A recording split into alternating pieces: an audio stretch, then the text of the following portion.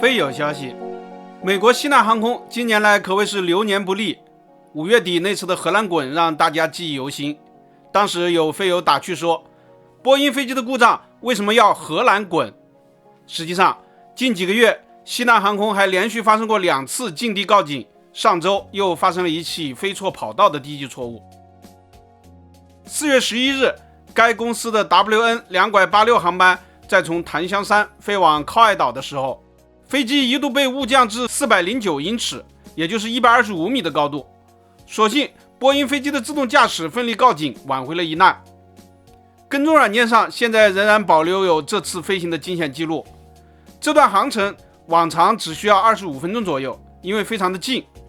当时天气不好，能见度很差，又是夜晚，所以当副驾驶最终操纵这架波音737 MAX 8客机进近时，没有看见跑道。可能是担心错过跑道，副驾驶推杆下降非常迅速，在还没有达到跑道前，他就将飞机降到了409英尺，触发了告警。机长听到告警后，要求立即加速复飞。随后，飞机在靠爱岛机场南侧盘旋了6圈，最终放弃降落，返回了夏威夷机场。只差几秒钟，这架737 MAX 8就会投入大海的怀抱，实在是太惊险了。疫情后，美国民航业反弹迅猛，不光造飞机的新人很多，飞行员也是一样。有人说，这位副驾驶明显就是一位新手，手还太潮。但也有人批评说，机长在这种情况下不该把权力交给副驾驶。这又不得不让人想起咱们前段时间说过的那个严重违反西南航空公司规定的来机长。6月25日，西南航空的一架波音737客机在从缅因州波特兰飞往巴尔的摩时，竟然从错误的跑道上起飞。波特兰机场有2条跑道，分别是主跑道1129和次跑道1836。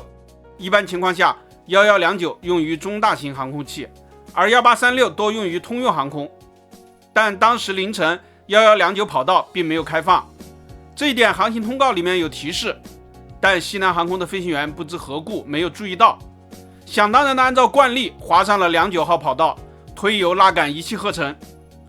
要命的是，当时跑道上还有一辆车，空管人员曾经多方努力也没有拦下他，不过幸好也没有撞上。这架飞机据称是波音737-700，滑跑距离短。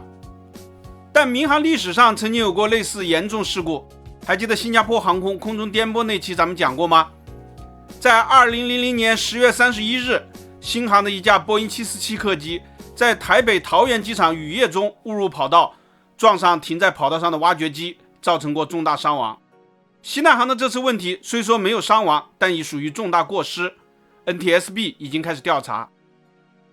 美国西南航空是美国和全球的第4大航空公司，拥有800多架波音737客机，航线遍布美国的大街小巷以及中美洲和加勒比地区。